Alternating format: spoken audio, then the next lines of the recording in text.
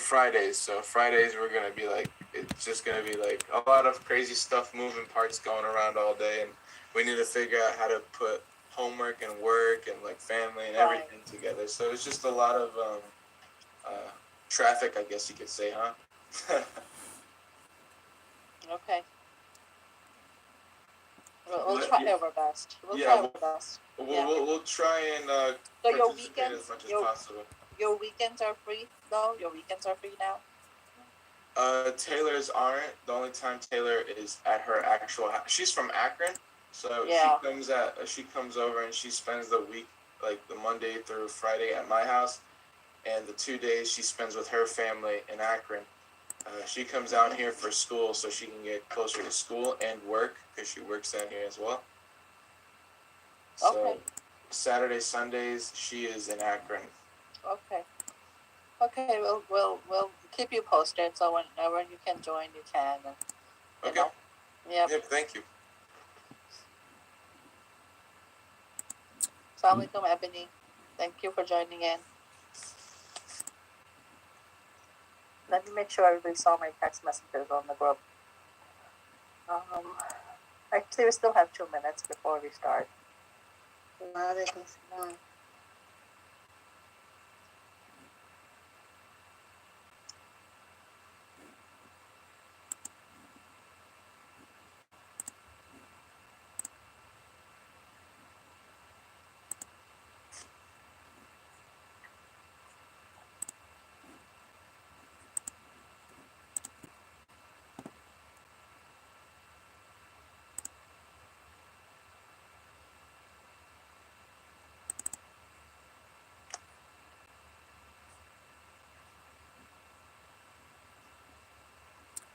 Trying to share my my slide. So, Brother Aziz, so today's topic is the one that we have on the flyer, correct? Arabian Peninsula. Correct. Can you guys see the slide now that I shared with you? Yes, but it's cut off. There, better. Is that okay? Yeah. Let me see if I can make it a big screen. How about now? Just let me know before you start, Brother Aziz. I'll start the recording. Okay, yeah, I'll let you know. How about now, Sister Lemia? What's that? No, cut off. That's better.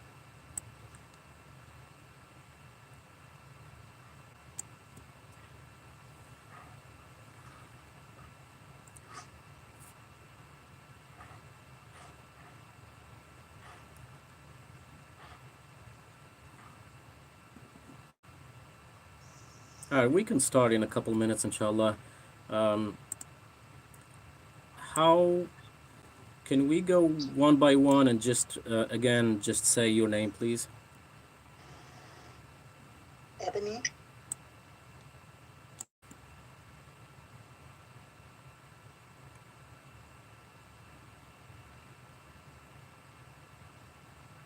Emery.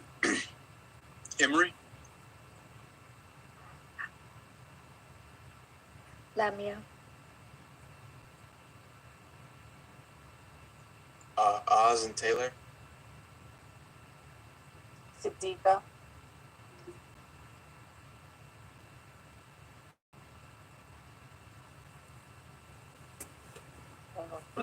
So I think, Emery, your phone is coming up as Avery's iPhone. Is that okay if I change the spelling of it? Rename it? Yes, that's completely fine. I use the Avery as when I'm using Apple products, it's just a code that I use. Yeah, but you can change it. That's completely fine. Okay. That's Shukran. Okay. Assalamu alaikum, everyone. Wa alaikum assalam wa rahmatullahi wa barakatuh.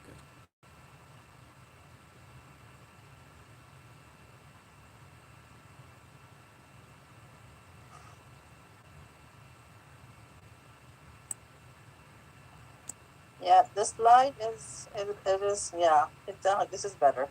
Is it better now? Yeah, I'm on my phone. Maybe if you have to hold our phone sideways, it's better. Or should I revert to the first picture I was on? I think this is okay. This I don't know what we're comparing it to. What's the other version? This is actually cut off. The Okay. end of the slide, both sides is cut off. Okay.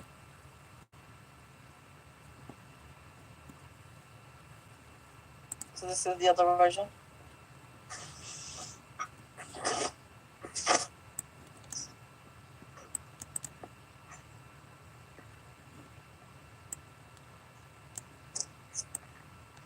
There we go. Lamia, is that okay? Yeah, that's good. Okay, I'll keep it that way.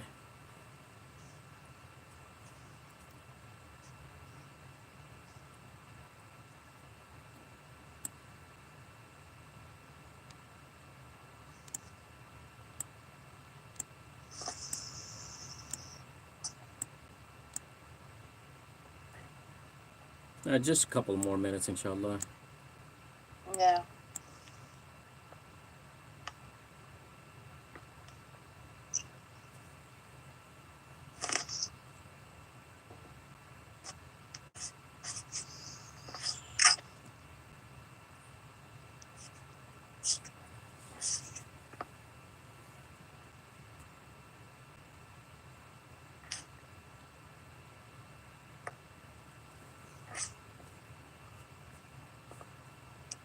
Oz, what are you going for college? Me and Taylor are both going for nursing at Tri-C. She just finished her first year, and I just got started with mine. She graduated a year earlier before me, so she's in for her second year right now, and I'm in for my first. Nice choice. Job security. Yeah, right?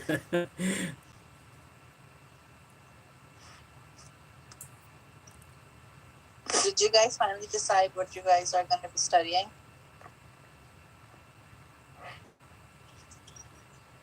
Yeah, we're just going with nursing for now. Okay, good. Yeah. That's what. That's good. That's good. Yeah.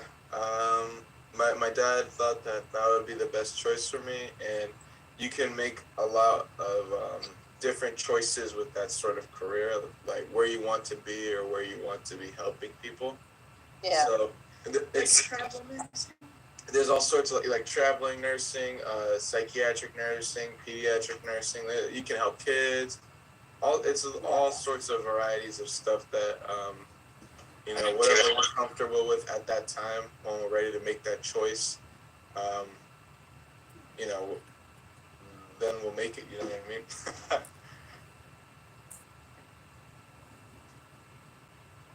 It's a great career. Nursing is. I've worked with a lot of great nurses over the years, and a lot of upward mobility with the career and a lot of opportunities. And the pay is great. Actually, a lot of people don't realize that, but the pay for nurses in modern times is really great. And I think you're making a good choice. Thank you, Emery. Yeah, my dad's friend, she was the one who actually influenced both of us to go into it and study. So here we are. She is a home nurse, so she goes to other people's houses, and she told me she works off of her own schedule and all that, and she practically gets a 9 to 5 done in like half the time, maybe. So and she still she still has she has kids in the house. For a majority of the time that I've known her, she was just on her own with her and her son, and she was doing just fine. So I can't really say exactly how much she makes, but if she's able to put food on the table for 2 of them, I think that's enough, right? Yeah, you can get into nurse education, and there's just a lot you can do. So, I wish you both all the best with that. That's exciting. Thank you, Emery. I think we can go ahead and start. Inshallah, yeah. We're going to start right now. Lamia, if you want to go ahead and record. This meeting is being recorded. Assalamu alaikum wa rahmatullahi ta'ala wa barakatuh, everyone. Bismillah ar-Rahman ar-Rahim. Wassalatu wassalamu ala Muhammadin Abdullahi wa Rasuluh. Thank you all for coming. Today's topic is going to be the history of the Arabian Peninsula before and after Islam. It should serve as a guide to understanding the history of Arabia. We'll cover the history of Arabia pre-Islam because it's very important to know the story of Islam from a historical point of view. There are plenty of things they don't teach people in the West, and one of them is history. And unfortunately, people don't learn about it either. People are taught that their history is the story of Christianity or Judaism or other ideologies, when in fact, our history is the story of people, all people on this planet.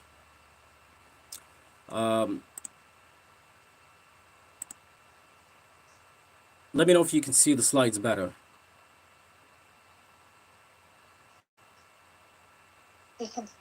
Okay, so next class, inshallah, will be a continuation of today's topic. And I think today's topic is great for a lot of starters, just to know a lot of things about Islam and pre-Islam as well.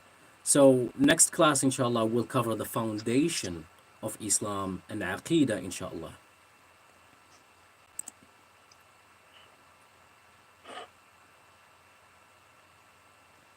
So a couple of items before we start. Someone actually, after the last Zoom meeting we did, someone actually just raised this question. I often use some Arabic words that might not be understood by all of you. Like, for example, when I use the word inshallah meaning God willing. I use a lot of words such as Allah subhanahu wa ta'ala constantly in my speech, and that basically means Allah, glory be to him.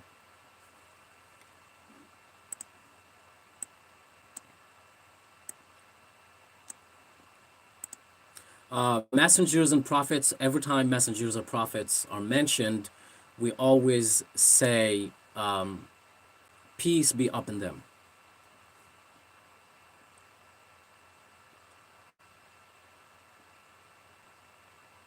So before we get to the history of Arabia, let's take a couple minutes and recap on the last class real quick. We won't take that much time. But before that, do you have any questions before we move on?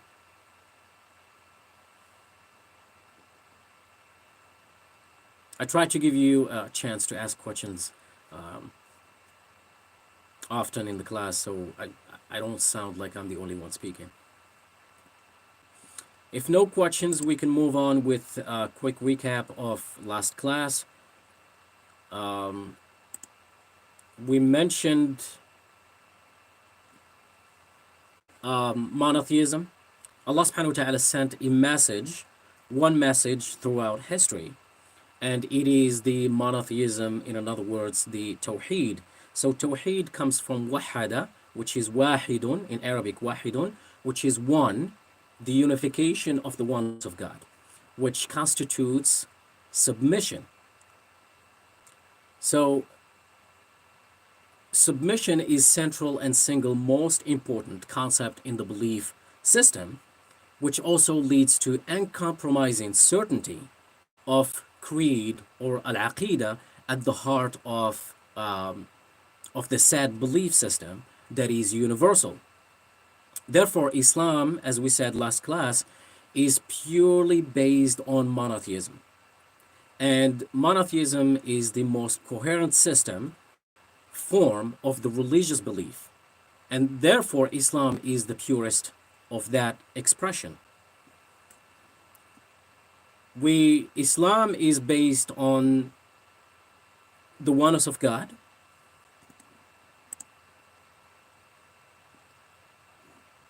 There we go. It's hard to coordinate these slides.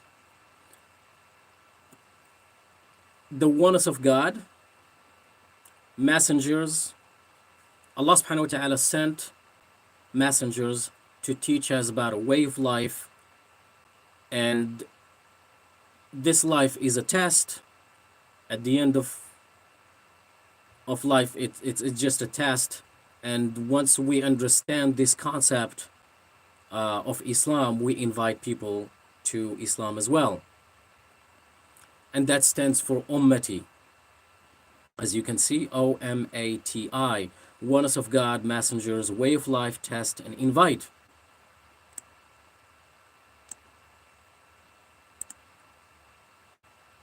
So previous prophets wished they could have been among this nation, the nation of the Prophet Muhammad alayhi salatu wasalam. This ummah of Muhammad, due to the blessings, the virtues, and the gifts that Allah subhanahu wa ta'ala granted this ummah, that were not granted to previous nations. And just to mention one of the gifts that Allah subhanahu wa ta'ala gave this ummah is the gift of supplication. The gift of supplication was not given to previous nations.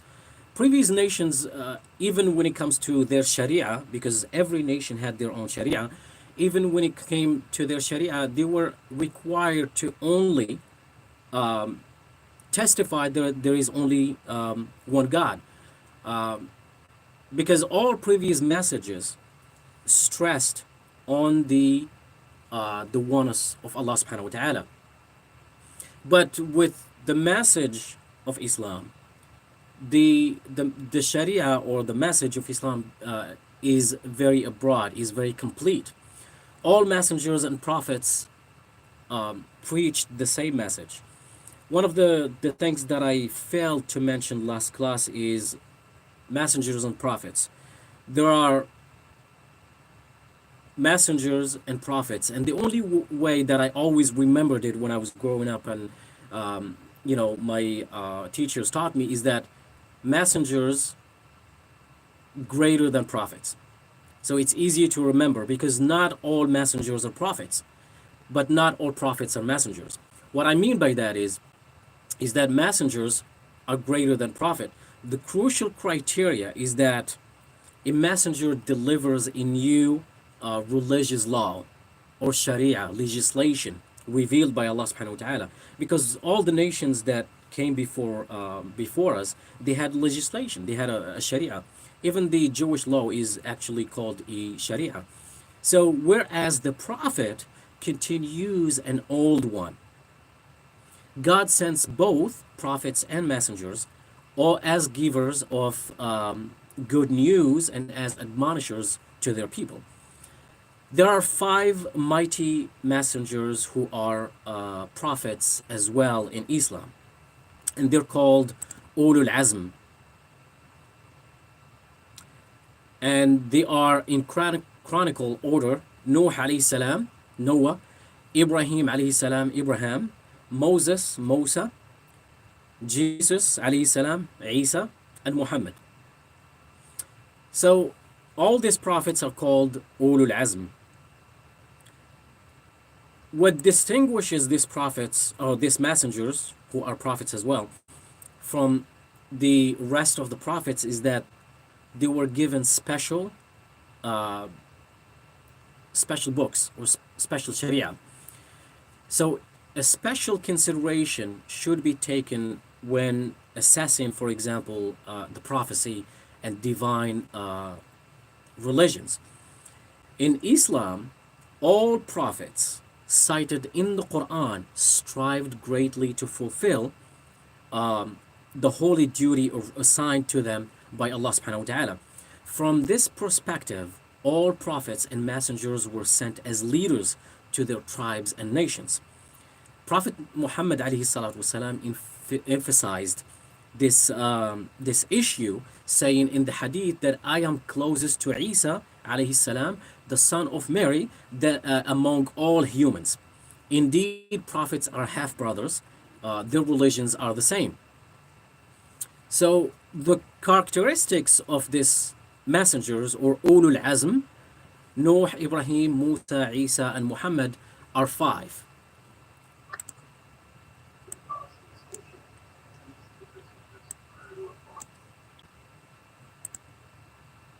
Trying to get to the slide. Okay, so there are 5 characteristics that distinguishes this messengers from the rest. Number 1 is coming from a distinguished family. Number 2, being sent as a messenger. Number 3, given superiority in some aspects by Allah subhanahu wa ta'ala. Number 4 is given divine law. Number 5 is given strong will and perseverance. It's worth mentioning also that all this ulul azm, all these prophets were all mentioned many times in the Quran. In one verse such as the following: the same religion has he established for you as he established as that which he enjoined on Noah, which we have sent by inspiration to you, and that which enjoined on Abraham, Moses, and Jesus, namely that you should remain steadfast in the religion. There are many verses that actually mentions only this ulul azm by name. Any questions before we move on?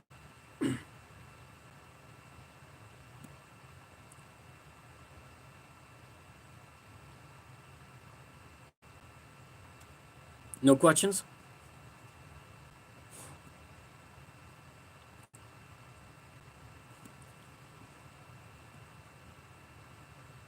Okay, so can you see the map in front of you as a slide?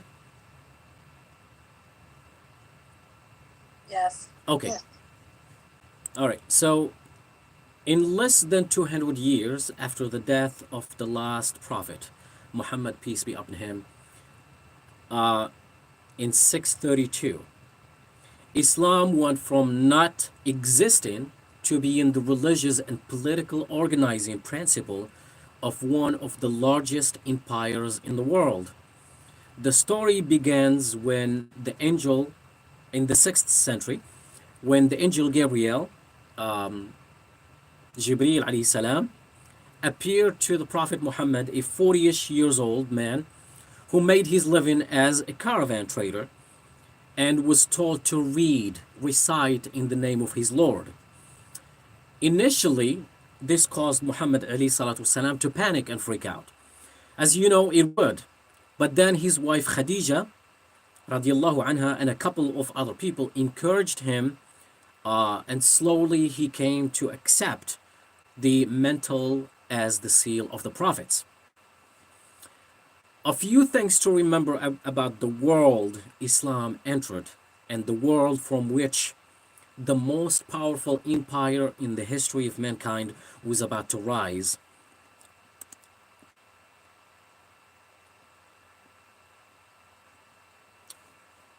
If you can see in the map, if you can see Hijaz in the Middle East near Mecca, Al-Hijaz is the heart of the Arabian Peninsula. According to Islamic theology, I'll get you a better picture.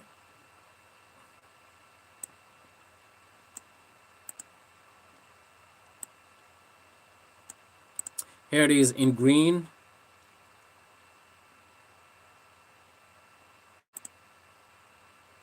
Here we go. Al-Hijaz, according to Islamic theology, Hijaz is the place where Adam alayhi salam is believed to descend on earth.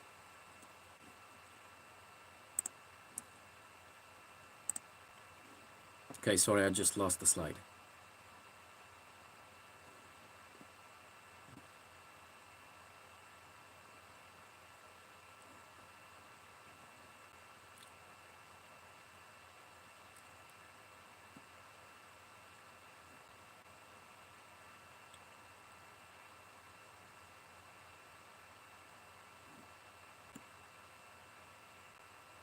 My apologies, I'm just trying to upload the slide again.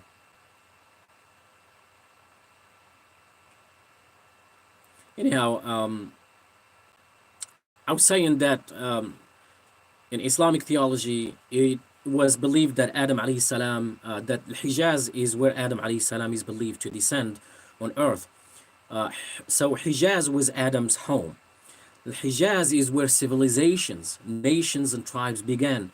Therefore, the Arabian Peninsula in general, and Hijaz in particular, is considered to be the human stock, the human resource that spread all over the world.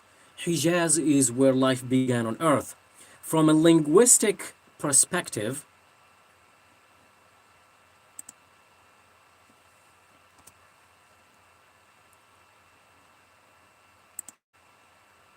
from a linguistic perspective, Hijaz is where all the Semitic languages started. So it was a picture of the Kaaba, but I just want you to know what was the next slide was the picture of Kaaba. So Adam was instructed by Allah subhanahu wa ta'ala to build the Kaaba. Ibrahim alayhi salam, Ibrahim rebuilt it again for the second time with the help of his son Ishmael, and call people for Hajj or pilgrimage.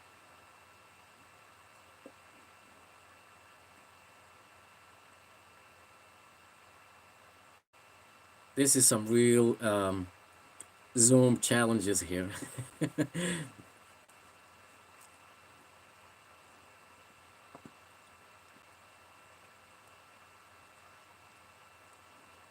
If you want to share the slides with us, maybe we can put it up.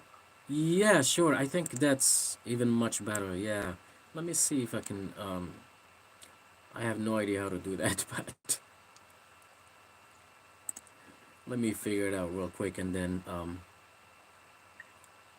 you just share. There's like a little man on top, and you just share, and you can add my email to it. Little man on top. On the slides. If this is Google Slides, right? Yeah, this is Google Slides. Yeah. So on the top left corner, you'll see like a man that has a plus sign. That means you can show whoever you want to share it with. Okay, new share. Do I share it from Zoom or? No, from your email. Oh, from my email. Yeah, from the slides itself. Yeah. You can try unsharing your screen and then resharing again. Okay, I'll try that as well. Oh, here we go. It's coming up now.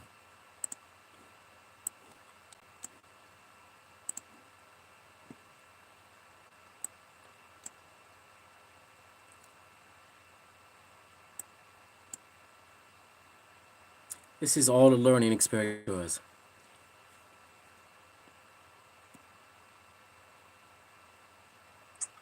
Yeah, we're all learning from each other. Yeah.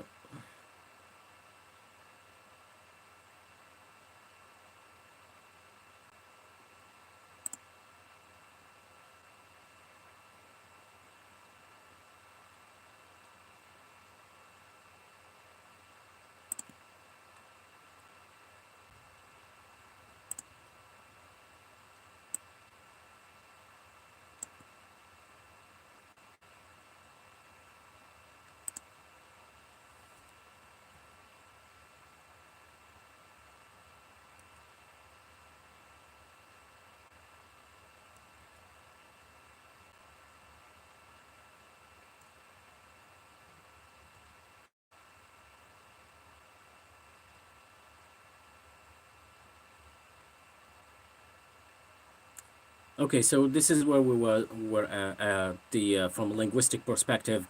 This map shows you the distribution of the Semitic languages. As we said, the Hijaz or the Arabian Peninsula is the heart of the Semitic languages.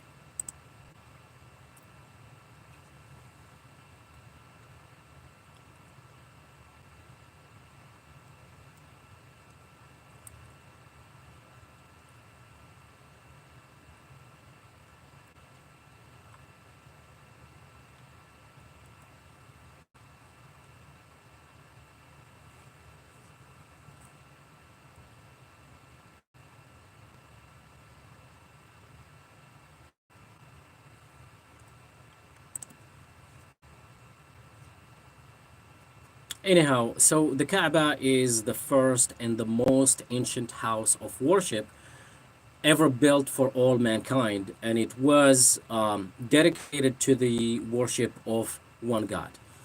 Allah subhanahu wa ta'ala says in the Quran, the translation, lo, the first sanctuary appointed for mankind was that at Mecca, a blessed place, a guidance to the people.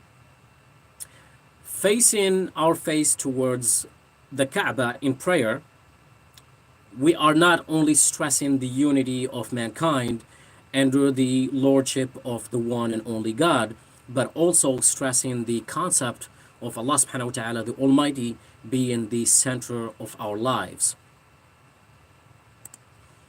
The Arabian Peninsula is strategically situated in the middle of the most important routes in the world between East and West. There you go. So this is the slides that I wanted to show you, the how Mecca was transformed.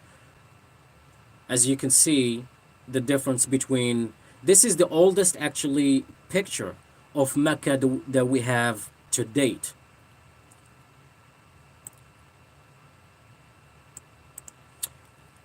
So, as we were saying, Mecca is strategically situated in the most important routes in the world between East and West.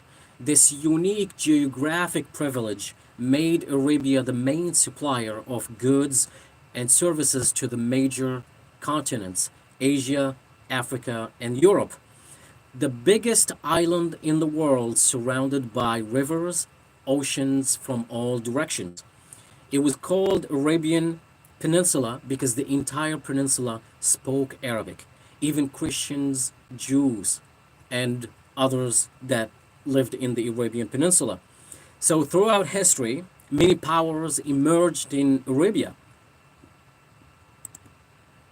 You have Sumerians, you have Akkadians, you have the Babylon, you have the Ashurian, you have the Chaldean, the Ghassan, the Meccan as well, and others through which civilizations influenced the development of humans in sciences, sociology, engineering, agriculture, medicine, cosmology, and writing. Next slide.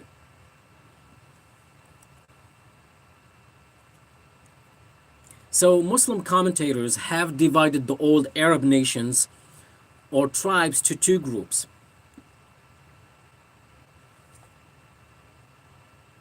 We have what we call in Arabic al-Arab al-Baqiyah, or the Arabs that were left from the old nations, and the al-Arab al-Ba'ida, or the old Arabs that we don't have anymore.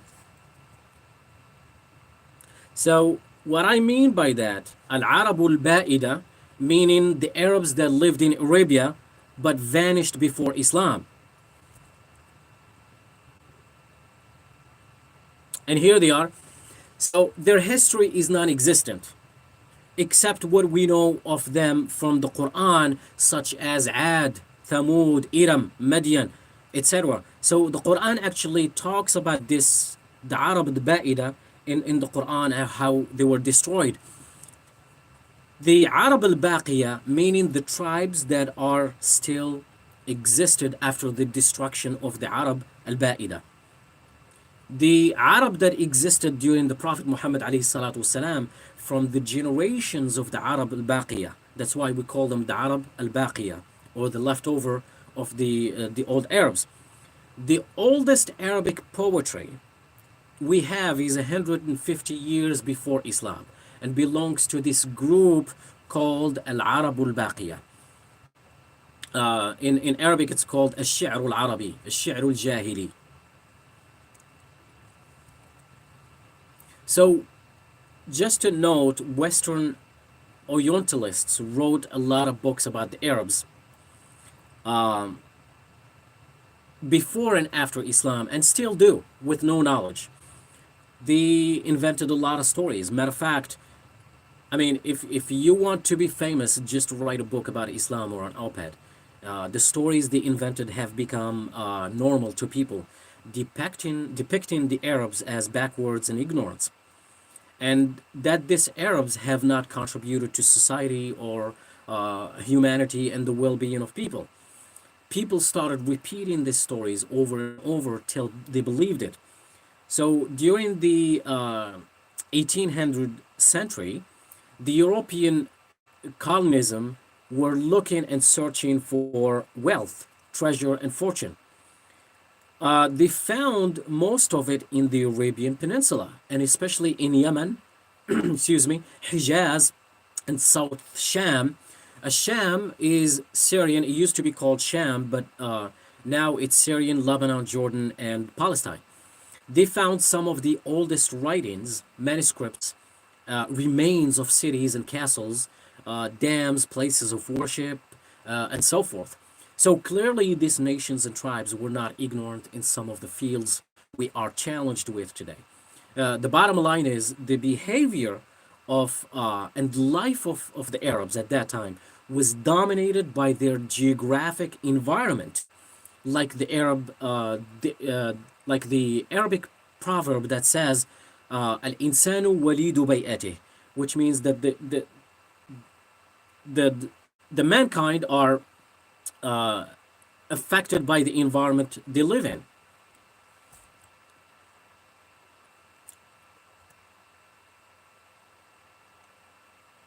So Arabian society was intensely tribal, very, very, very tribal.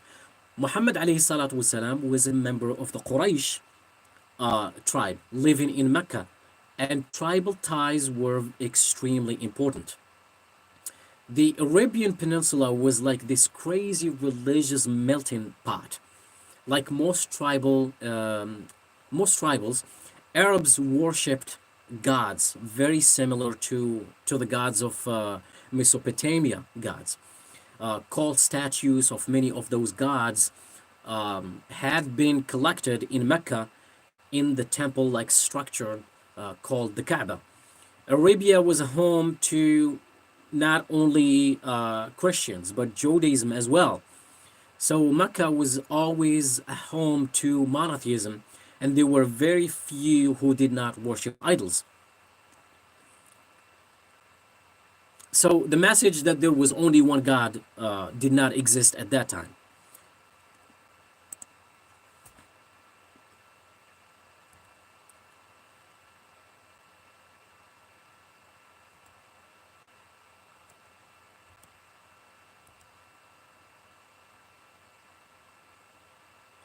So throughout history, messengers and prophets came to remind people of the oneness of God. Very few believed and followed them. If we read, for example, the stories of the Quran, we talk about the prophets that came and preached to their tribes and nations that there is only one God who has no partner. But very few believed. It's mankind's nature to forget the true message of God. And years after years, people got involved in activities that goes against the teaching of the prophets. They started worshiping idols along with God, and they had changed many practices, including Hajj, that is the oldest ritual left by Ibrahim alayhi salam. People started to respect and worship idols so much that they started to place idols inside and around the Kaaba.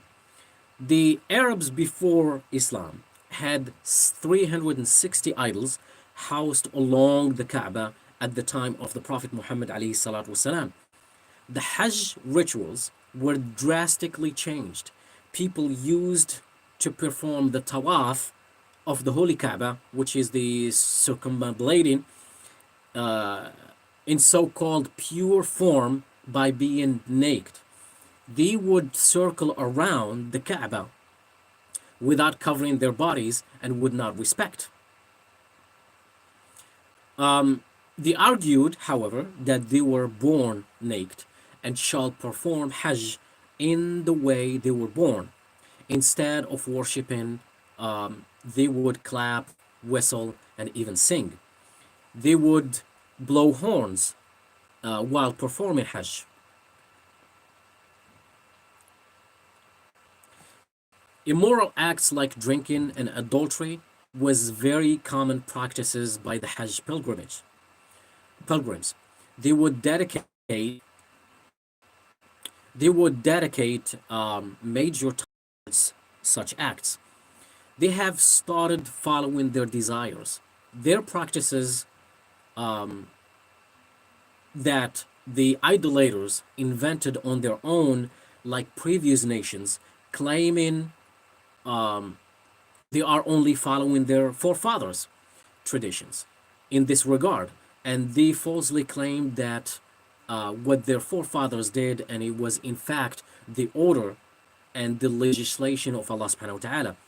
This is why it was called pre-zealous era or Jahiliyyah.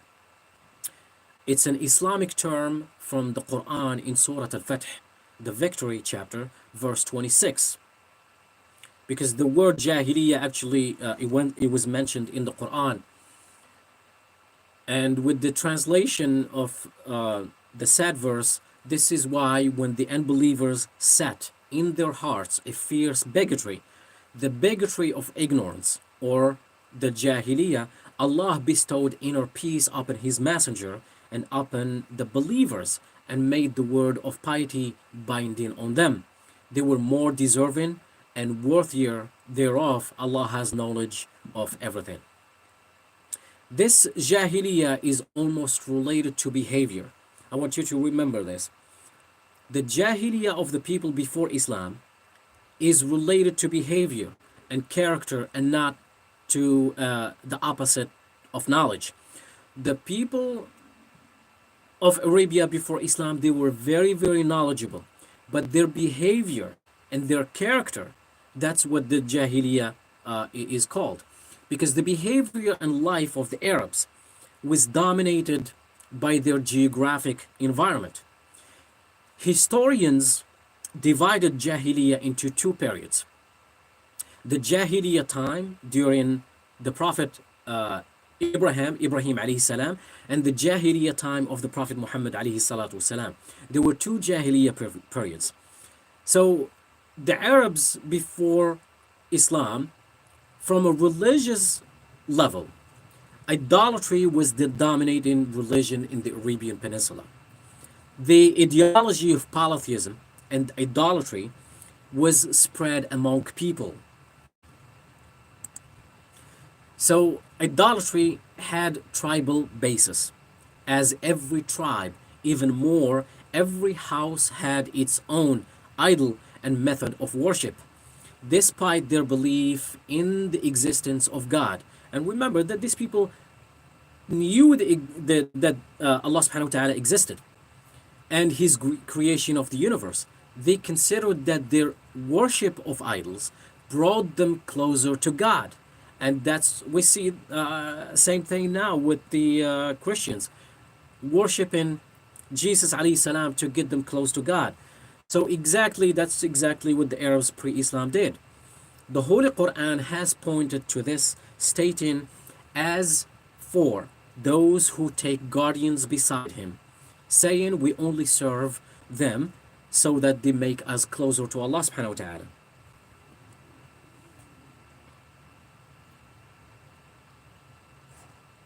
I'm not having any luck with these slides today.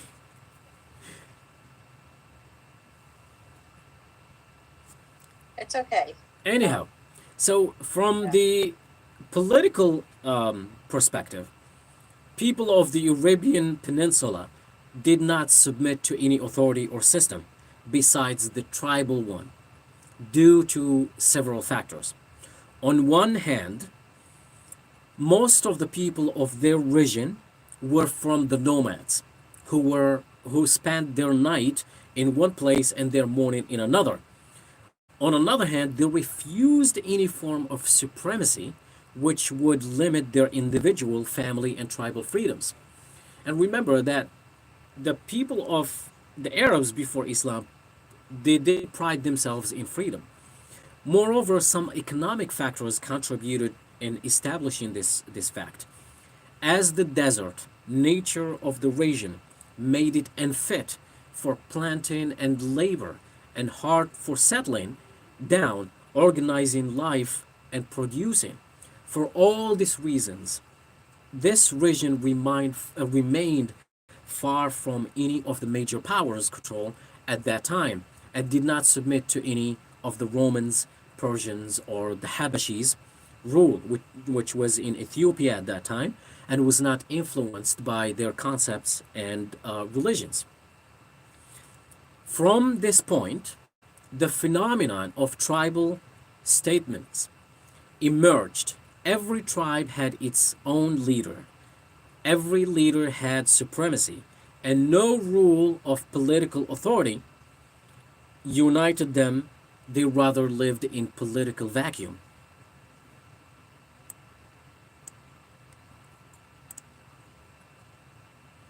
As for the social situation,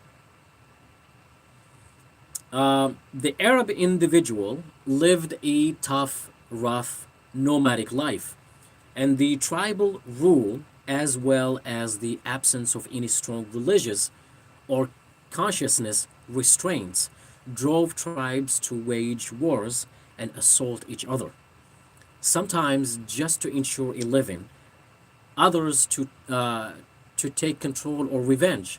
So one tribe used to assault another tribe, take control over its money, take its women and children into captivity, and kill or capture its men. Later on, the assaulted tribe awaits the victorious tribe to take revenge. Therefore, people who read history can clearly see the level of social deterioration during that era. Robbery, invasion, and tribal bigotry were among the characteristics of that society. And for the silliest reasons sometimes, fierce and destructive wars used to erupt between them, leading to thousands of casualties. One of the most significant examples of that could be the so-called the Dahis and Ghabra, which is in Arabic, the Dahis wal Ghabra battle. Even that to the point that Ali ibn Abi Talib radiallahu anhu describes the social situation of the Arabs before the Prophet Muhammad alayhi salatu wasalam, saying, Allah sent Muhammad as a portent and a guardian on revelation. As you Arabs adopt the worst belief and live in the worst region between rough stones and poisonous snakes, drinking from the mud and eating rough food, you shed your own blood and break apart from your own kinship. Idols are planted in you and sins are tied to you. Radiallahu anhu, Ali ibn Abi Talib. Now, from the moral perspective,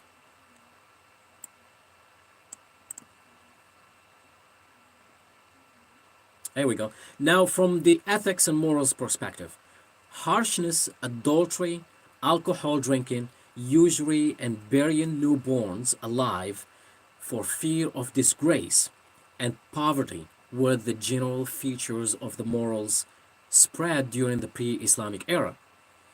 It is enough to refer to some of the habits and traditions of that time, and which the Holy Quran referred to describe the level of adultery and moral degradation of those societies. Moreover, among their bad habits was circling around the Kaaba naked, which we mentioned earlier, both men and women. In addition, if a man felt he was facing a bankruptcy, he used to kill his children so that he does not see them hungry. And the Quran referred to that, kill not your children, as a plea of want. We provide sustenance for you and for them.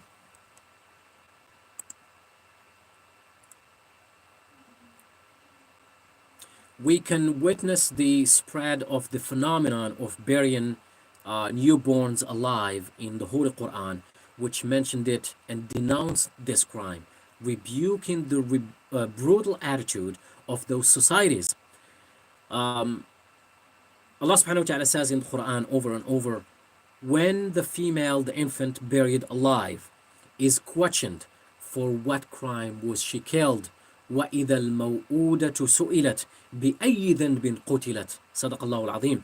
It also said, when news is brought to one of them of the birth of a female child, his face darkens and he is filled with inward grief, with shame.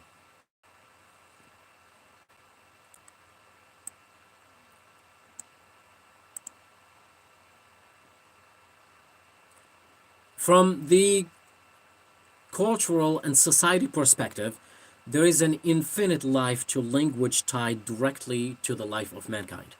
That is the sociological activity that thrives through development and growth.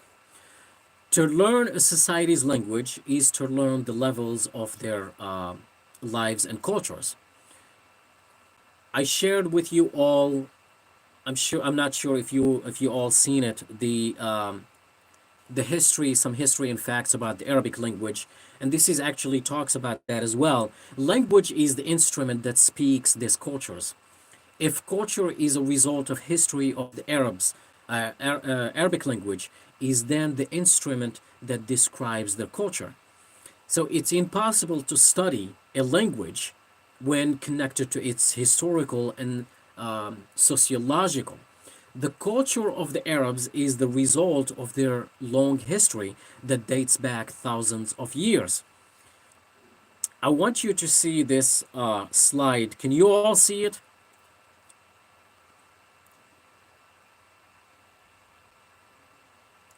Yes.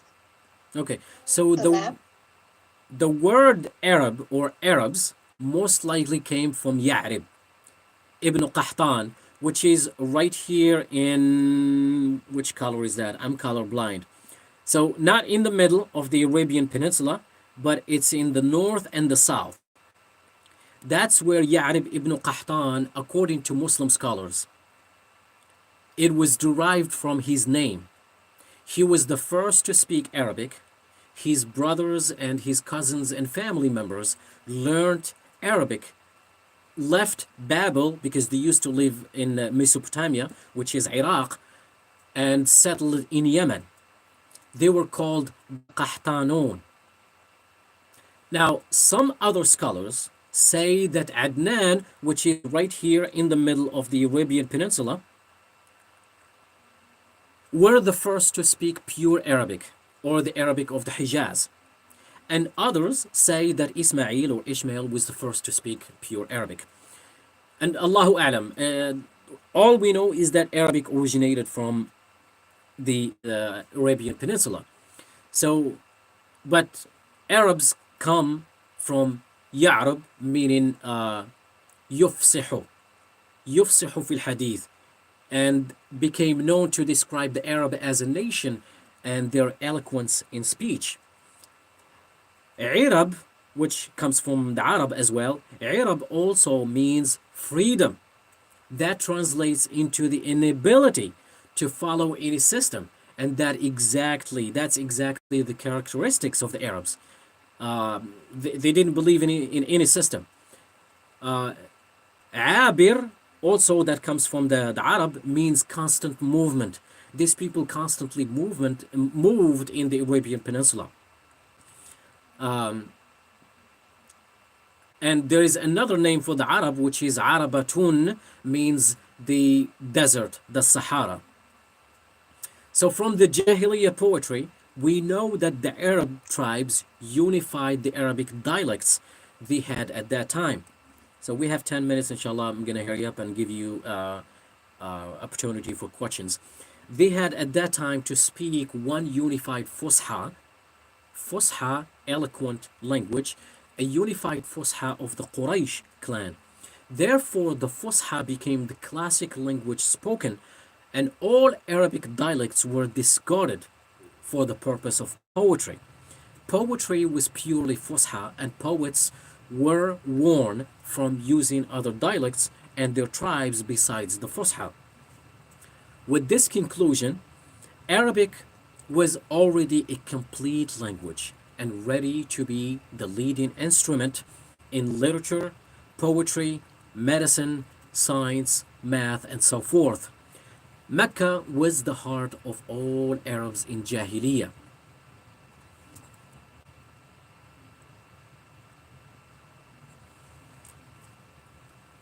I was saying Mecca was the heart of all Arabs in Jahiliyyah. Meccans dominated the Kaaba trade. Arabs of all Arabia gathered in Mecca in festivals. Besides the economy, the politics was the reason they all gathered in Mecca. The Arab tribes at the border of Persia and Rome and the Habasha, and the wars in the name of the religion by Christians and Jews at that time made Mecca a safe haven for all Arabs. This helped Arabs unify their polytheistic religion against the enemy. Quraysh, however, was able to influence its language on all the Arabs in the peninsula. Proof of that is that during the Prophet Muhammad ﷺ used to communicate with no complexity with the other tribes who came to Mecca. Also, the Prophet Muhammad ﷺ used to send companions and messengers to all the tribes in the peninsula to invite them to Islam. The unity of the language meant unity of economy, social, and religion, in order to avoid tribal division under the Quraysh tribe. The circumstances for something divine to happen was imminent, because the Arabian society just before Islam was a very tribal society, just as the nature of the desert life. Arabs had many fractions. They never acknowledged the rule or power outside their own system. Slavery, on the other hand, was normal trade in Arabia as well as in other parts of the world. Slavery is as old as the life itself. We still have slavery today, except the slavery we have today is mental and spiritual slave. Slaves were trade items to Arabs before Islam. The Arabian Peninsula used to be active market of slavery trade. Women had no rights whatsoever in Arabia before Islam. They were an item to be owned and were under the mercy of their owners. Women were designated to labor work. A woman is to obey her husband or master and has no say in the affairs of the head of the family. Often, women were used as sex slaves. Women of high status, however, before Islam, were allowed to marry more than 4 husbands at once. And when she gives birth to a boy, she calls all her husbands and picks one of them to be the father, whether they like it or not. If the baby is a girl, she doesn't announce it for fear of shame. This was all normal in a tribal society based on a tribal lifestyle. These were the situations of the Arab society in the peninsula at that time. And from that society and that complicated tribe atmosphere, which contained all kinds of corruption and detachment from values and morals, needed comprehensive change, came the Prophet of Allah subhanahu wa ta'ala, Muhammad, to lead this change. This great prophet, the seal of the prophets, was able in a very short period of time to transfer this nation from the disgrace it lived in to the peak of power, glory, and honor, and to change all its habits and understandings and eliminate all the reasons behind its sufferings and pains.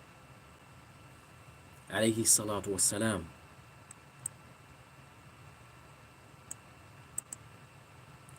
And from this prophet, we came to understand the pillars of Islam and the pillars of faith. Therefore, I leave you, before I take questions, with this slide, the last one, life of this world. There is a Jahiliyyah and there is Islam, and everybody has a choice.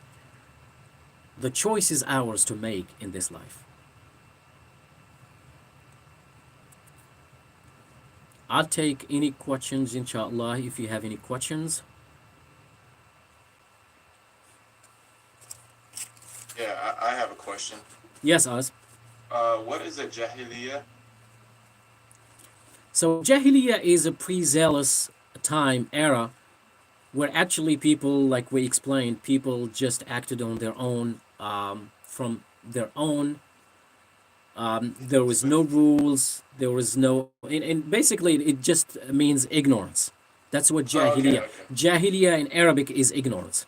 Okay. Sounds good. Thank you. You're welcome.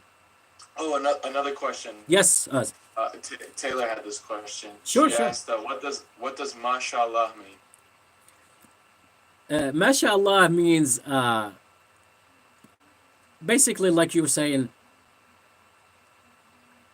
what a great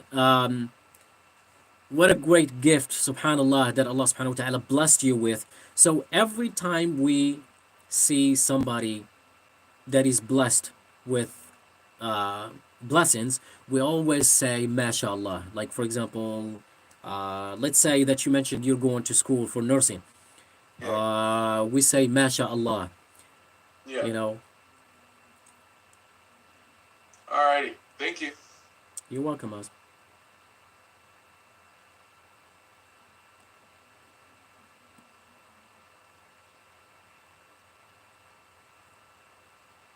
Emery, any questions? Aziz, shukran for the information. It was very enlightening and gave some context, to where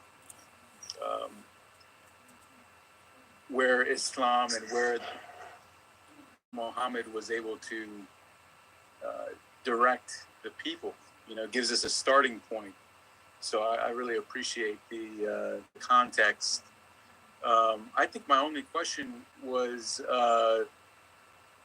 as far as Muhammad's life, when you mentioned that he was given the revelation around the age of 40, how long did Muhammad live? And when he died, was the change, was the change something that occurred relatively quickly after his death, or what did it take, maybe 50 to 100 years to see substantial change in the area? Yes, Emery. So the change you're talking about, is it the spread of Islam? Is that what you mean by the change? Yes. Okay. So if you look at most of the prophets, and I'm going to dive in a little bit deeper. If you look at most of the prophets, peace be upon them, they received revelation at certain age. And that age is over 40. Like, for example, if you look at Moses, he lived in the house of the Pharaoh, but his prophethood did not start till he was at later age, in the 40s. Muhammad alayhi salatu wasalam did not receive revelation till he was in his 40s. And he lived about 23 years after that, and it was all revelation. 23 years of revelation. So basically his total age was about 63 years old. He was born in 570. He did not start receiving revelation in the cave of Hira, where he used to supplicate to Allah subhanahu wa ta'ala, till he was 40, around like 610. So from 610 all the way 23 years was all revelations of the Quran. After the death of the Prophet Muhammad alayhi salatu wasalam, the foundation was already set, and his companions just basically followed the message of of their teacher. And it was easier then to preach Islam, for example, in the Arabian Peninsula, because like we just mentioned, the Arabian Peninsula was in dark age, was living in, that's why we call it the Jahiliyyah. So it was in a very short period of time, people resonated with that message of the oneness of God. And that's what allowed Islam to spread all over Africa, all over to Morocco and to the Iberian Peninsula. And now today, all over the world, it's really incredible. Well, I mean, Islam is right now. Islam is going to enter every home, regardless. With the technology that we have now, Islam is everywhere. I don't think that. I don't think a house in the world, there is a house in the world that does not know about Islam, or a single person that does not know about Islam. Islam is everywhere. And like I said, with the technology, I mean, it's just all we need is research and learn about it. And that's what we're trying to do here, is just kind of give people basics and, introduce them to Islam and invite them to Islam. Because if we introduce people to Islam when we don't invite them, we're not doing anything. We have to seize the opportunity to get people from the Jahiliyyah, to get people from darkness to light, to Islam. And may Allah subhanahu wa ta'ala make it easy. Yeah, and I think now I think with the media coverage, Islam is in every home, but unfortunately it's in a bad light, in a negative light. So our job is kind of looking into correcting the wrong message of Islam, or what Islam is. That's like an important job that we have to do. Alhamdulillah. And that's why I chose, like I said, Emery, that's why I chose this topic, because I thought it was very important to talk a little bit about the world that Islam entered, the world that Islam came to before it appeared. Because a lot of people don't know the Arabs before Islam. I mean, it was a lot of Jahiliyyah, it was a lot of ignorance. And that happened during the times throughout history. Because if you read, like, for example, theology, or if you read the stories of the prophets, peace be upon them, you'll see that their people were in ignorance. Very few people believed. Very, very few. Like if you see for example, the story of Noah, he preached to his people for almost 950 years. And only very few people believed. And Allah subhanahu wa ta'ala destroyed that nation. So the only people that was left after the destruction of the people of the nation of Noah, of Nuh alayhi salam, were only the people that believed in the message of Noah. But then, as life went on, people started forgetting about the oneness of God, and people started subscribing and worshiping idols. And that happened throughout the entire time, throughout history. And that was why Allah subhanahu wa ta'ala sent messengers and prophets, is to remind us over and over of the oneness of Allah subhanahu wa ta'ala. And we'll get to this inshallah deeper and deeper when we talk about the prophets' lives one by one inshallah, and their tribes and nations. Shukran, Aziz. Shukran. Anytime, Emery. Any other questions? If anyone would like to type in their questions, that's fine too. Or you can text us as well. But I think it was an excellent class, Brother Aziz. Thank you for doing it for us. Thank you. Anytime. Unfortunately, with this cold weather and subhanallah, inshallah, we hope that the weather is better in the future, and we can do it like in the mosque, at the masjid, and we can interact with each others, and and sit down and get to know one another.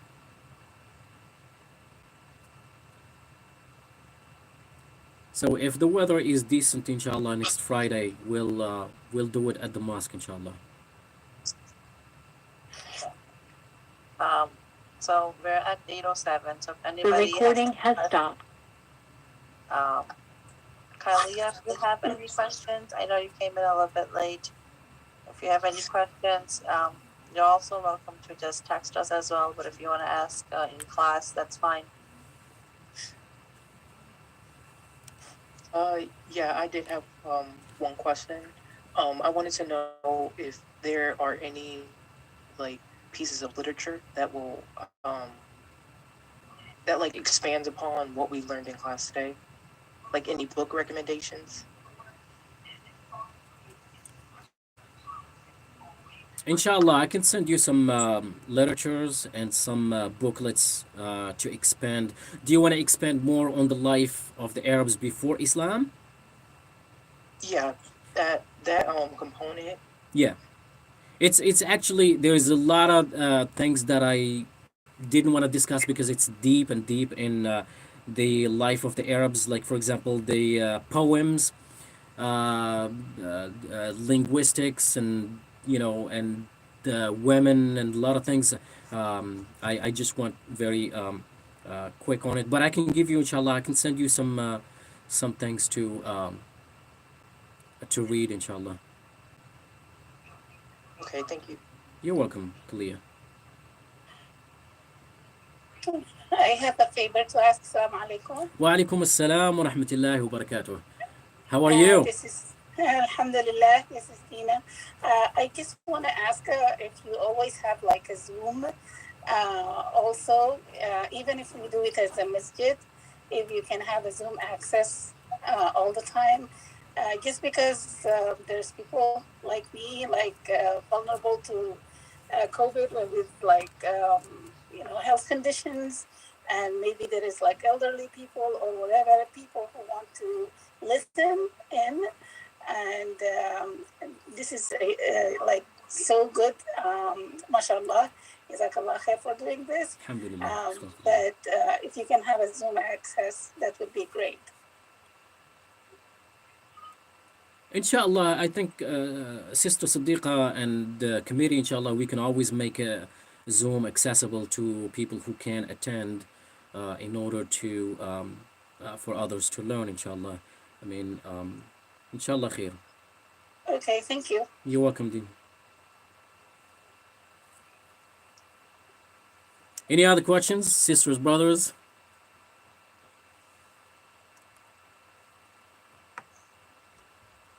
Yeah, I have a question. Yes, Az. Sorry. The last imam who was teaching this class, like the previous one. Yes. He's told he told us that for the new beginners, it might not be a best idea to start reading the Quran immediately. Yeah, we're not getting into that yet, Az. Yeah. Right now, I'm just trying to focus on some of the basics. Inshallah, the next class we'll talk about the Aqidah.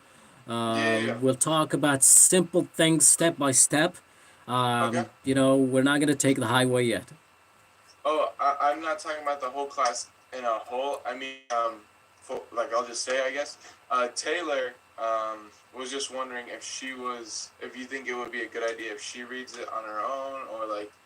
Does she know how to? I have the English translation version of it, I guess. And I was wondering, because he said don't read it until we've, went over a few stuff before with that. So. I mean, anybody can read the Quran at any time. Yeah. Anybody can read it at any time, whether it's in English or Arabic. There is not a bad time to read the Quran. It's always good to read Quran at all times. What I would do, if you can read a little bit at a time, and if you all have any questions, you can always send me. You can text me, or the Islam 101. WhatsApp. You can always send me questions. Oh, okay. Yeah. Yeah, I encourage you all to ask questions, because that's how you learn, and that's how you open up a lot of things, for others to learn as well. There is no silly questions. You can ask any questions you want, and if I don't know it, I will get you the right answer. Alrighty, All thank right? you. Thank you so much. My pleasure.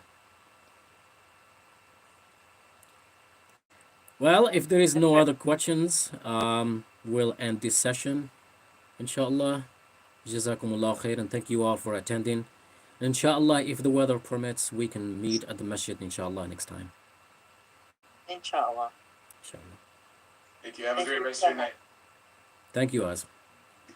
Assalamu you so alaikum wa much. rahmatullahi wa barakatuh, everyone. Thank you. Jazakallah. Shukran, shukran. Good night. Good night. Thank you. Good night.